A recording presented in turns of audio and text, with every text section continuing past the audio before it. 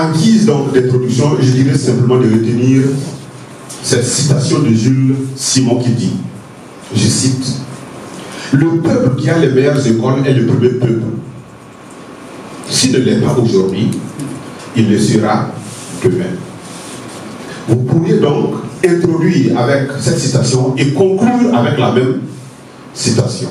Parce qu'elle vaudra toujours, elle sera toujours vraie, au début comme à la fin. Et cette citation donc nous fait voir toute la qualité donc, la question de la qualité de l'éducation. Et c'est celle-là qui doit conditionner le développement de toute nation. Alors que on sait clairement que on ne peut pas se développer donc, ou développer l'éducation sans qu'il y ait de l'accompagnement. Et parmi donc ces accompagnements, l'alimentation scolaire a été jugée très adéquate, voilà, pour donc nous permettre d'atteindre de très bons résultats en matière d'éducation. Et le Forum mondial sur l'éducation qui s'est tenu à Dakar en 2000 dit ceci: une santé et une nutrition satisfaisante augmentent la durée de concentration de l'enfant, sa capacité d'apprentissage et son aptitude à s'engager pleinement dans des expériences éducatives. C'est dire donc le rôle combien important donc de la cantine donc pour la formation donc de l'enfant. C'est donc en tout cas pour cette raison que l'État au niveau central et ses partenaires et les communautés s'investissent également dans l'alimentation et la nutrition scolaire à travers donc la cantine. Et c'est pour cela aussi que pour plus d'efficience, plus donc d'efficacité des cantines, il y a eu le transfert des ressources financières destinées à l'acquisition des cantines scolaires. Voilà, donc ça partit donc de la volonté donc du gouvernement de faire des acquisitions très proches, voilà, en tout cas des communes. Alors, le premier point, ça va être sur la situation donc des cantines. Je vais d'abord faire le point financier. Et depuis 2017 jusqu'en 2023. 2017, pourquoi? Parce qu'avant cette date, c'était donc la gestion était une gestion centralisée. Mais depuis 2017, il y a eu le transfert des ressources financières destinées aux communes pour l'acquisition des vivres au niveau donc des communes. En 2017, c'est pour juste les écoles primaires uniquement, publiques comme privées. Après, en 2018, il y a eu le préscolaire qui s'est invité. Donc, à la date d'aujourd'hui, il y a 336 communes qui reçoivent donc les transferts donc, de l'État, qui tournent autour donc de 19 milliards en gros chaque année. 336 communes sur les 351 communes que compte le pays. De façon globale, au total, il y a eu 236 milliards 901 millions 948 572 francs CFA qui ont été transférés au titre de toutes les composantes. Il y en a au moins 6 composantes qui ont été transférées au niveau donc du MENA-PLL.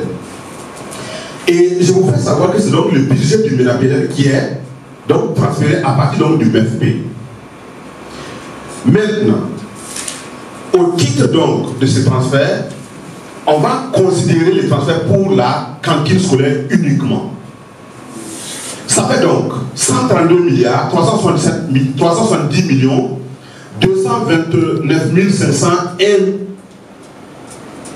000, c'est ça, de francs CFA. 501 francs, voilà. Merci. Et la proportion donc des cantines dans tous les transferts va à 55, en gros 56%. Voilà la part donc des cantines sur l'ensemble donc des compétences transférées au niveau donc du ministère.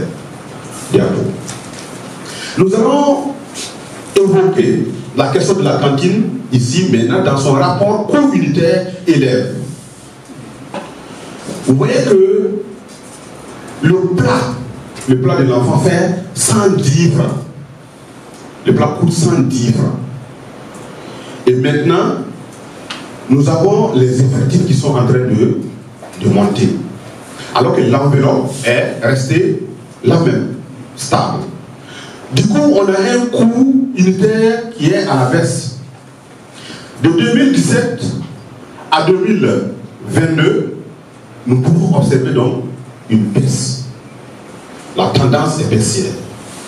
6 306 francs en 2017, qui tombe à 5 828 francs par tête et par an, qui tombe donc en 2022 à 4 938 francs, pour juste se relever, atteindre donc la barre de 5 000 encore en 2000 avec le budget de 2023.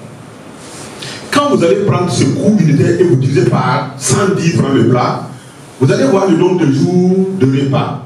C'est l'effort de l'État. En 2017, vous avez 57 jours. Et aujourd'hui, nous tournons autour de 47-45 jours de repas. C'est de cela qu'il s'agit. Donc, vous verrez que les 18 milliards qui constituent l'effort de l'État permet seulement de nourrir les enfants juste pour un trimestre. Ce qui est attendu de façon globale au niveau du MENAPLM, c'est 42 001 tonnes de vivres avec les 18 milliards. D'accord. Alors, au niveau donc, j'ai fait le point sur le bilan physique et sur le bilan financier. Nous sommes maintenant au bilan physique. C'est le nombre de communes qui n'ont pas pu acquérir les vivres. Une chose, c'est de donner des ressources. L'autre chose, c'est de pouvoir acquérir les vivres au profit des enfants. En 2017, nous avons 13 communes qui n'ont pas pu acquérir les vivres. 2018, 15, 2019, 16 et 2020, nous avons 33 communes et ça a explosé à 175 communes en 2021.